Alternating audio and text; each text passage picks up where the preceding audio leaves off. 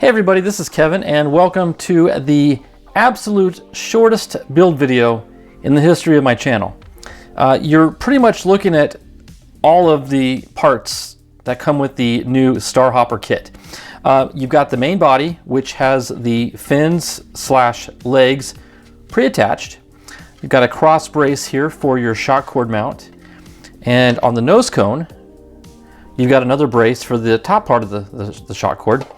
So that takes care of the upper portion. Assembly wise, literally all you need to do is take your motor mount and thread it in from the bottom, and then take your nozzle, which also acts as a motor retainer cap, and screw it into that opening. I'm not going to do the full build just yet because what I want to do is get this out to the paint booth and get everything chrome colored, and then we'll do the build, because I think it'll be a lot easier to paint before we attach the Kevlar and the nose cone and everything else. So I'm going to take this outside, paint it up, and we're going to come right back to the bench once everything is dry. So it's going to be a day or two till I continue this video, but I at least wanted to introduce you to the parts as they come. I'll get them painted, and then we'll do the full build up, which will still be relatively quickly done. So okay, that's it for now. Let me go paint it and we'll be right back to the bench. Okay, we're actually going to attempt to build this whole rocket in just one segment, and I think it's possible. As you can see, the rocket has been painted. It is now chrome. I used some Rust-Oleum metallic chrome, and I sprayed it this morning. I'm filming this in the evening, so it's been maybe 14 or 15 hours now that it's been drying. It's dry to the touch. I did put a coat of white primer underneath it though, just so you know. I think the metallic paint sticks to the ABS plastic better if you have that primer coat underneath. It gives a little more adhesion to it. So that being said, that's all done. The build process is super simple. In fact, I'll do the hard part first. I'm going to take some Kevlar, and I've got a spool of it here, but when you get the kit, you'll get plenty. I'm going to do my infamous slip knot, which I like to do slip knots.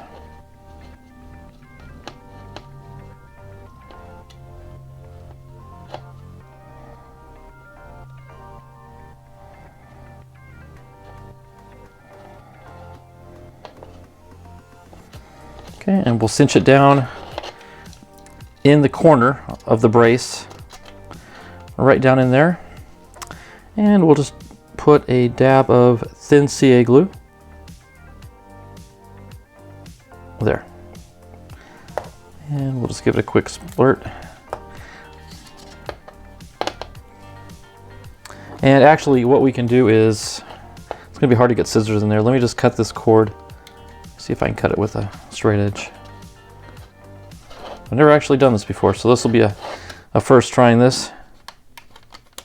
It worked pretty good. Okay, so that's half of the line right there. The other half, I'm going to take it out, maybe about 1.5 feet or so, and then I'm going to tether it to some rubber elastic as well. So let me cut this.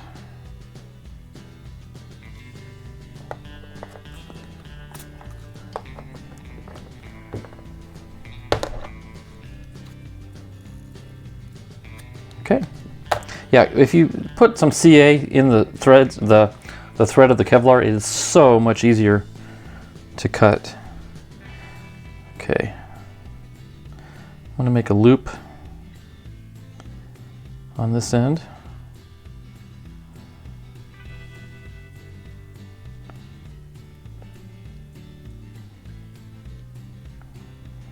And then we'll just take our rubber elastic and loop it through there and tie a double knot.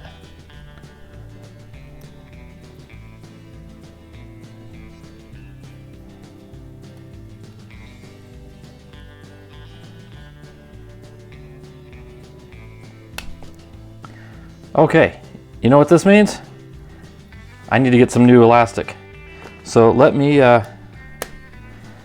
that's, you know what, better now than, let's see, no, it's not tearing.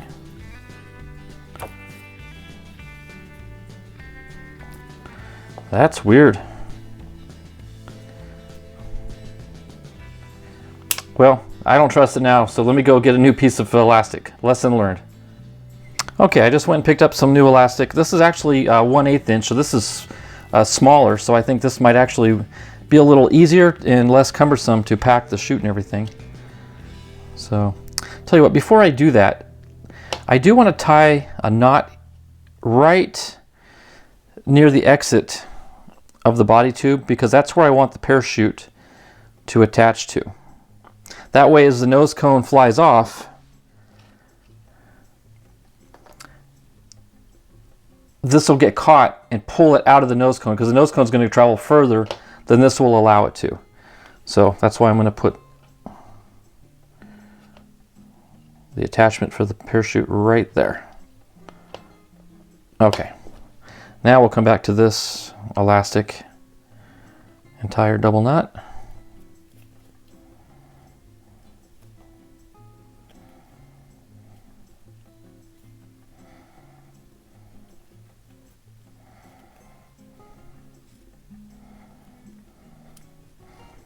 Okay, we'll cut off this little tail here. And I always like to dab my knots with just a hint of wood glue. Wood glue is not as brittle as CA glue. Has a little more flex to it, but it still will hold everything from coming undone. Let's do the same thing on the Kevlar knot. In fact, both Kevlar knots. Okay, and then on this end we're going to tie this. Now you can either attach this directly, or you can attach this to a snap swivel. I'm just going to attach this directly.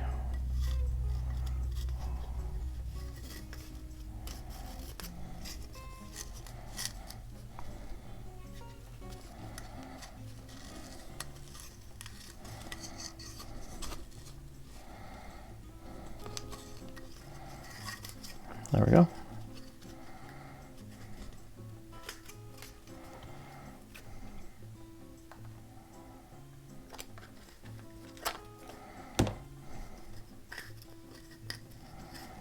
And just a dab of wood glue on the knot.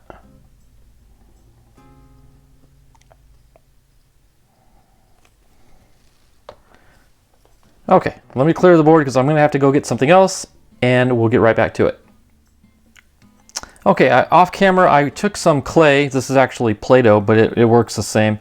Kind of had to mix a few different colors to get what I needed, but this is a total of 1.2 ounces. So that's, the instructions call for between 1.1 and, 1 and 1.4, if I'm not mistaken.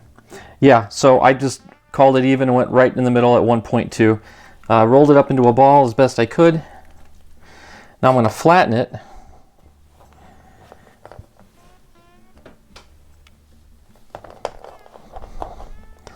Okay, and I'm going to nestle it up into the nose cone.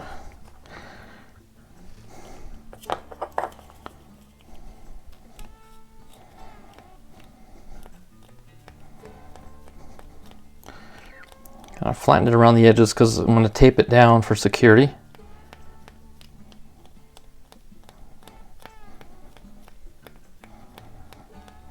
But the more we can get that weight forward, the more stable the rocket becomes. So, okay, there we go. There's 1.2 ounces.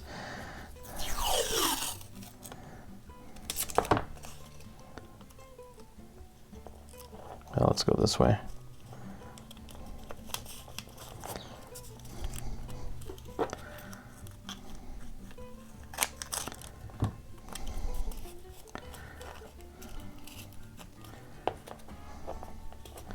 Okay, and it wouldn't hurt just to run maybe just a little wood glue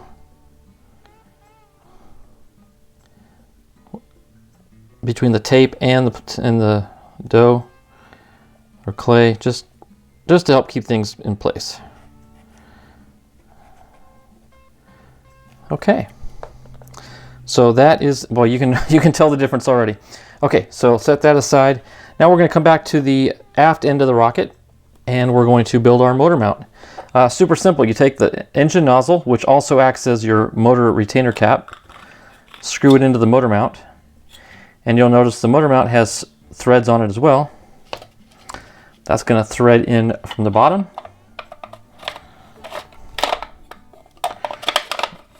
Twist it till you find the threads. There, they caught, and voila, that's that. Now, if you can believe it, with the exception of installing the parachute and wadding, rocket's done. There we have it. The SpaceX Starhopper is complete. I did tell you I went with the chrome Rust-Oleum paint. I'm not sure if I mentioned it, the white. I just used some cheap acrylic paint. It's not the best paint job. I wish I had some enamel, something maybe a little thinner. The acrylic went on kind of lumpy and thick, but yeah, this nose cone is going to take some abuse on landing anyway, so I'm not too concerned. But I don't want it to look too pristine because it's not a shelf queen. So there is the Max-Q Rockets Starhopper. I think I mentioned earlier at the beginning of this video that this will probably be the shortest build video in the history of my channel, and I think I succeeded at that. So I'm going to go wipe it down. I did get a few fingerprints on here. I'll go try to wipe those off and clean it up a bit. But yeah, this is going to fly in the very near future, and expect to see this released on Max-Q's website in 1 to 2 weeks. So that would put us at the end of February, early March at the absolute latest. So with that being said, guys, we're done with the build. Thank you so much for watching. Hope you can grab one of these yourself. They're going to be fun little rockets to fly. They don't require fins. The legs themselves act as the stability fins, just as like a Bullet Bobby or even a Mars, actually more like a Mars lander with its legs that act as fins. So there you go. All set to go with the C53 motor. All right, guys, thanks for watching. God bless, and we will see you at the launch pad.